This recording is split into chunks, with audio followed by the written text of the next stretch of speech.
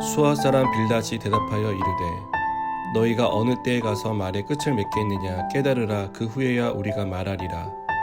어찌하여 우리를 짐승으로 여기며 부정하게 보느냐. 울분을 터뜨리며 자기 자신을 찢는 사람아, 너 때문에 땅이 버림을 받겠느냐. 바위가 그 자리에서 옮겨지겠느냐. 악인의 빛은 꺼지고 그의 불꽃은 빛나지 않을 것이요 그의 장막 안의 빛은 어두워지고 그 위의 등불은 꺼질 것이요 그의 활기찬 걸음이 피곤하여지고 그가 마련한 꾀에 스스로 빠질 것이니 이는 그의 발이 그물에 빠지고 올가미에 걸려들며 그의 발 뒤꿈치는 덫에 치이고 그의 몸은 올무에 얽힐 것이며 그를 잡을 덫이 땅에 숨겨져 있고 그를 빠뜨릴 함정이 길목에 있으며 무서운 것이 사방에서 그를 놀라게 하고 그 뒤를 쫓아갈 것이며 그의 힘은 기근으로 말미암아 쇠하고 그 곁에는 재앙이 기다릴 것이며 질병이 그의 피부를 삼키리니 곧 사망의 장자가 그의 지체를 먹을 것이며 그가 의지하던 것들이 장막에서 뽑히며 그는 공포의 왕에게로 잡혀가고 그에게 속하지 않은 자가 그의 장막에 거하리니 유황이 그의 처소에 뿌려질 것이며 밑으로 그의 뿌리가 마르고 위로는 그의 가지가 시들 것이며 그를 기념함이 땅에서 사라지고 거리에서는 그의 이름이 전해지지 않을 것이며 그는 광명으로부터 흑암으로 쫓겨 들어가며 세상에서 쫓겨날 것이며 그는 그의 백성 가운데 후손도 없고 후예도 없으며 그가 거하던 곳에는 남은 자가 한 사람도 없을 것이라. 그의 운명에 서쪽에서 오는 자와 동쪽에서 오는 자가 깜짝 놀라리라. 참으로 불의한 자의 집이 이러하고 하나님을 알지 못하는 자의 처소도 이러하니라. 아멘. 두 아이가 싸우고 있었습니다. 서로 자기 말이 맞다고 목소리를 높이고 있는 상황이었습니다. 자세히 얘기를 들어보니 두 사람 말이 다 맞는데 약간의 오해가 있었습니다. 상대가 하는 말을 조금만 더 듣는다면 그 오해는 쉽게 풀릴 만한 것이었습니다. 하지만 자기 말이 맞다는 주장을 너무 강하게 하다 보니 말싸움이 된 것입니다. 욥과 친구들의 대화를 들어보면 서로 자기가 맞다고 주장하고 있는 것을 볼 수 있습니다. 관점이 다른 것인데 자기 말이 맞다며 맞서는 모습은 욥기서 내내 평행선을 그리고 있는 것을 보게 됩니다. 수아 사람 빌닷은 다시 한번 자신이 알고 있는 지식을 바탕으로 욥의 주장을 반박합니다. 빌닷이 볼 때 욥은 자기 잘못을 깨닫지 못하고 있습니다. 죄를 인정하고 회개해야 하는데 변명만 늘어놓고 있었습니다. 빌닷이 볼 때 욥이 재앙을 당한 이유는 죄 때문이었습니다. 이것은 명백한 사실이고 아니라고 부인을 해도 사라지지 않을 분명한 일이었습니다. 5절을 보시면 악인의 빛은 꺼지고 그의 불꽃은 빛나지 않을 것이라고 말하는 것을 볼 수 있는데요. 빌닷은 악인은 반드시 망한다는 확신을 가지고 있다는 것을 알 수 있습니다. 빌닷은 욥이 망한 것을 보니 그가 죄를 지은 것이 틀림없다라고 확신했습니다.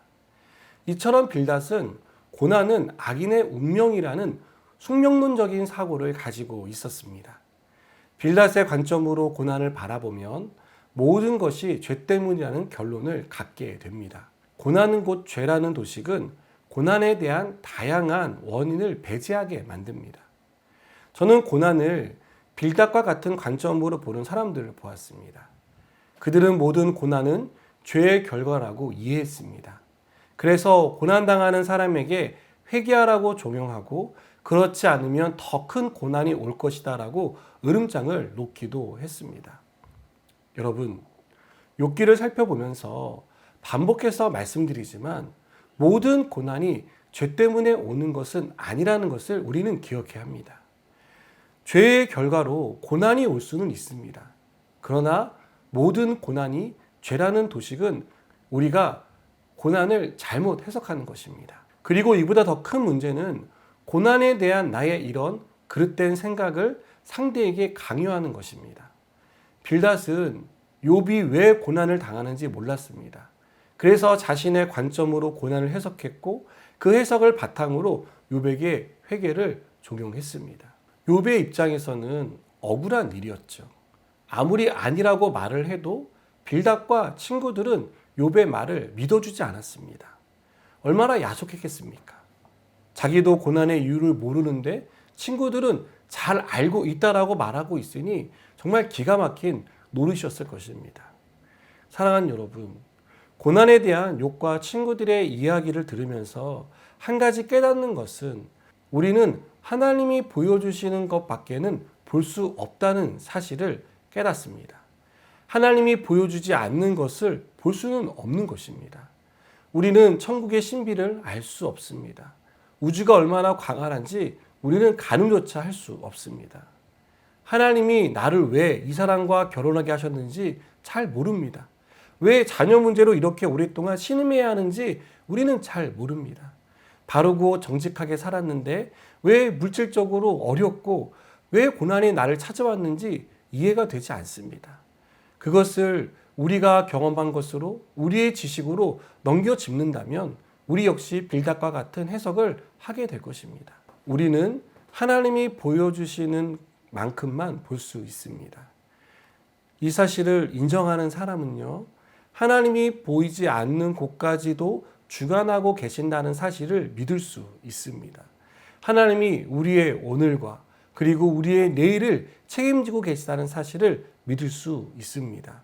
사랑하는 여러분, 하나님이 보여주지 않는 부분을 내 생각으로 채우지 마시기 바랍니다. 하나님이 일하신다는 믿음으로 그 빈 공간을 채워갈 때 우리는 하나님께서 우리 가운데 어떻게 역사하시는지를 매일의 삶 가운데서 경험할 수 있습니다. 기도하시겠습니다. 하나님, 우리가 모든 것을 알 수 없습니다.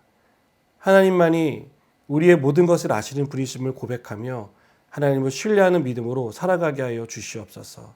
내일을 걱정하는 자가 아니라 내일을 하나님께 맡기는 자가 되게 하여 주시옵소서. 예수님의 이름으로 기도드립니다. 아멘.